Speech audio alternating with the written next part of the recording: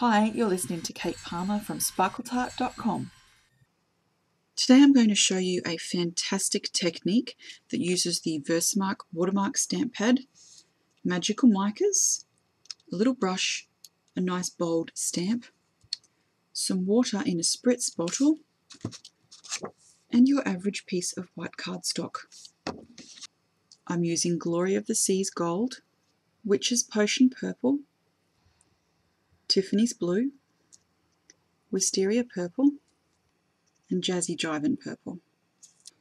Step 1 is to ink the stamp with Versamark ink and stamp this onto the cardstock as many times as you need to cover the cardstock and create a pattern. For this to work, you're going to need to use a fairly bold stamp so that you get an impression that's easy to see. I like to start with the palest colour. Now, the magical micas arrive dry. They contain mica powder in them, but they also contain a dye, so that when they're wet, you not only get the shimmer colour, but you also see the dye colour. For this technique, you're going to want to use these in their powder form, and you're not going to want to be stingy with this either. As you can see, I'm just brushing little bits of the powder onto that Versamark stamped image. Now, admittedly, it doesn't look like much at the moment, but it will when I'm finished with it. Next, I'm adding some Wisteria Purple. Now, you can attempt to paint with this if you like, but I find that in the final step, where I'm going to add some water, it sort of negates any subtleties or any preciseness that you might have wished for. So it's best to sort of stick to trying to be random with this. Next is Witch's Potion Purple, Jazzy Jivin Purple,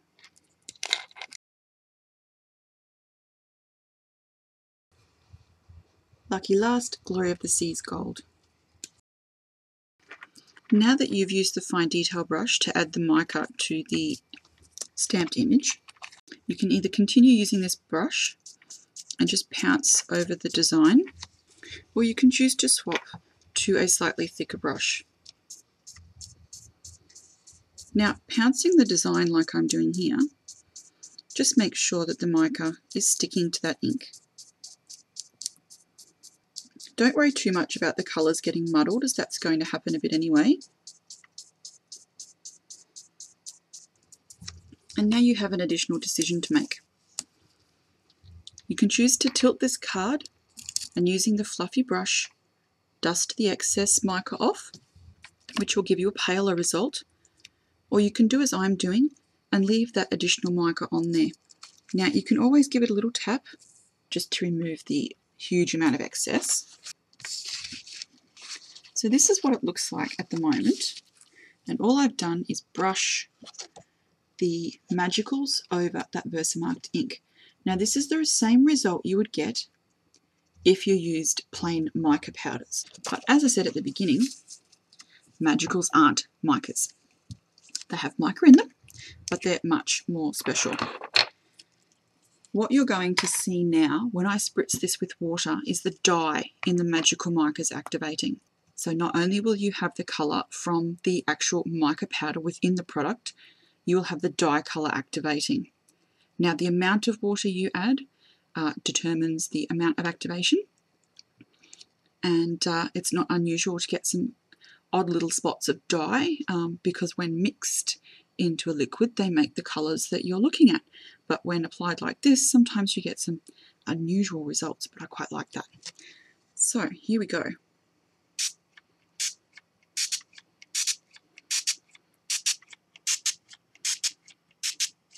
Can you see what I mean about the dye activating? Now, you will need to add enough water to activate the dye colour.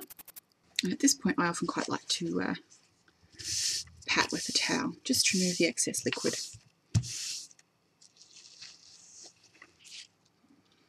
Now, it's still wet at this point, but you can see now you have the dye and the colour of the mica. I'm going to let this dry and I'll pop back and show you what it's like when it's done.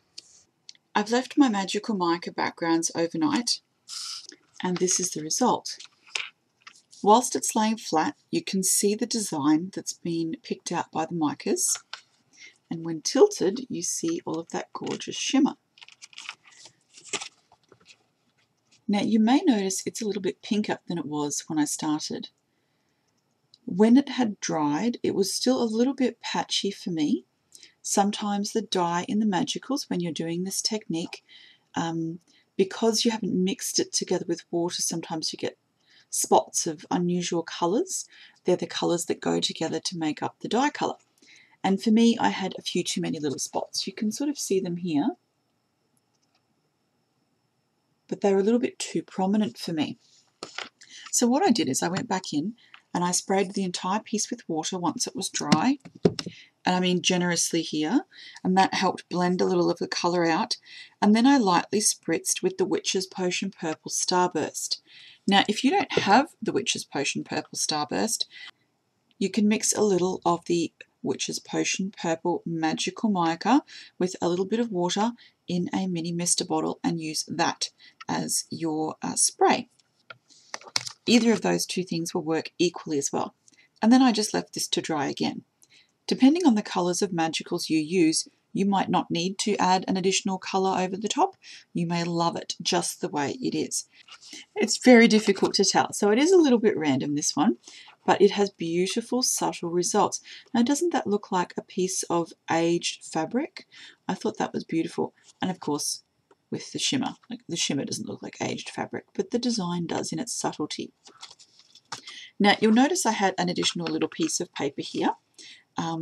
This was done using the same colours of magicals but applied in a different way. So what I did with this one is I actually dipped a water brush into the pot of magical powder and then swirled it onto a piece of wet cardstock. So you can see the Witch's Potion Purple, the gold and the blue, which ended up mixing with the gold and forming a little bit of green. So I thought that was quite lovely. And it just gives me something in the same sort of colour families to use that's a little bit different. So I'll be able to use this over the top of that, and I have a slightly different yet still coordinating piece of cardstock. I quite like doing this sort of thing because then you get something that matches without having to go and buy anything extra. So what I did is I've colour matched my image to the colours in the background here. It's not quite finished, but this is the almost done Copic marker image.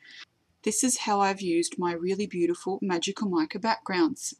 I've got Brilliance ink on the leaf here, so a little bit of metallic bling. I have a few tiny little crystals. You'll see them up close in a minute.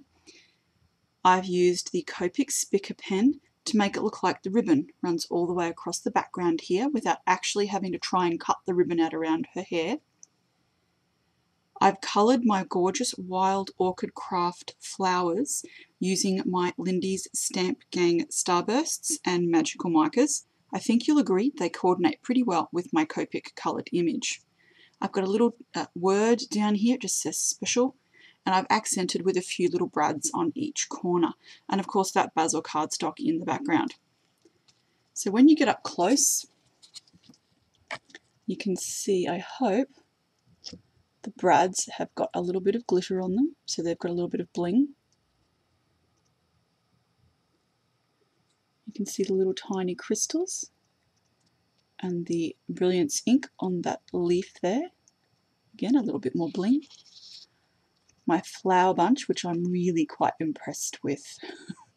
I think, considering how many questions I get about these, I might have to do a clip on how I make these at some point quite soon. Now you can see all of the flowers coordinate using the same kind of colours here. A little bit of bling there.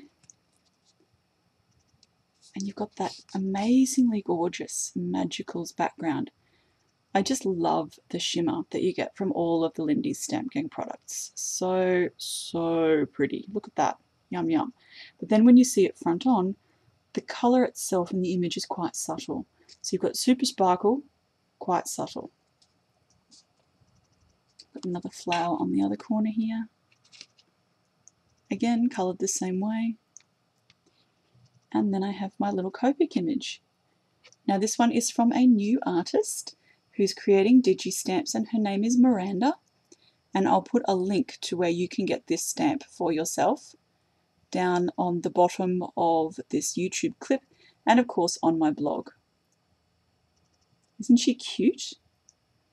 Love the little ruffled skirt.